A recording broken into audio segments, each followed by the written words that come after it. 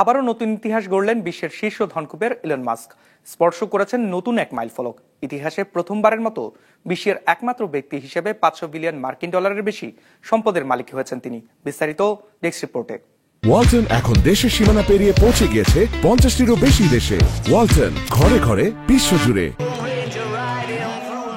সম্পদ অর্জনের দিক থেকে এবার নতুন মাইলফলক স্পর্শ করলেন বৈদ্যুতিক গাড়ি নির্মাতা প্রতিষ্ঠান টেসলার প্রধান নির্বাহী কর্মকর্তা ইলন মাস্ক। বিশ্বের প্রথম ব্যক্তি হিসেবে 500 বিলিয়ন বা 50,000 কোটি ডলার সম্পদের মালিক হন বিশ্বের শীর্ষ এই ধনকুবের।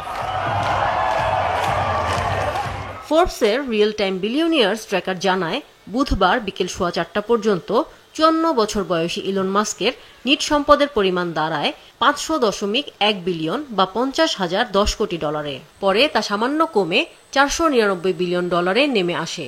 তবে নতুন ইতিহাস রচনার জন্য এই সাময়িক উত্থানই ছিল যথেষ্ট।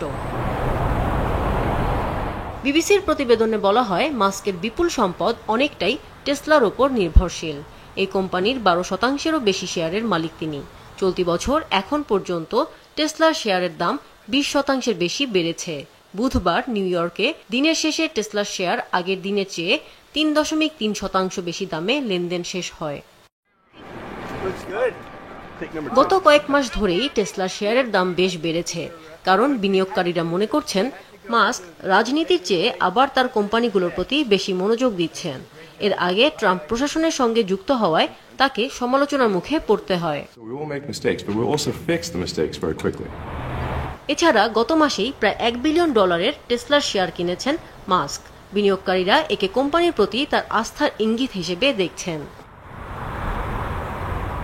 টেসলার পাশাপাশি মাস্কের কৃত্রিম বুদ্ধিমত্তা কোম্পানি XAI এবং রকেট নির্মাণকারী প্রতিষ্ঠান স্পেস এক্সের শেয়ার মূল্যও সাম্প্রতিক সময়ে বেড়েছে। এসব মিলিয়েই ধনকুবের হিসেবে মাস্কের অবস্থান আরও সুদৃঢ় হয়েছে। এসব সফলতাই তাকে বৈশ্বিক প্রযুক্তি জগতের অন্য প্রতিদ্বন্দ্বীদের চেয়ে অনেকটাই এগিয়ে দিয়েছে। সম্পদের দৌড়ে মাস্কের অনেক পেছনে রয়েছেন অন্য ধনকুবেররা। তালিকায় দ্বিতীয় স্থানে ওরাকলের প্রধান নির্বাহী ল্যারি এলিসন, যার সম্পদ প্রায় $350.7 বিলিয়ন। গত মাসে ওরাকলের শেয়ার প্রায় 40% বাড়ার পর কিছু সময়ের জন্য এলিসন মাস্ককে ছাড়িয়ে গিয়েছিলেন। আমিনা লুসি, বিজনেস রিপোর্ট, মাছরাঙা টেলিভিশন।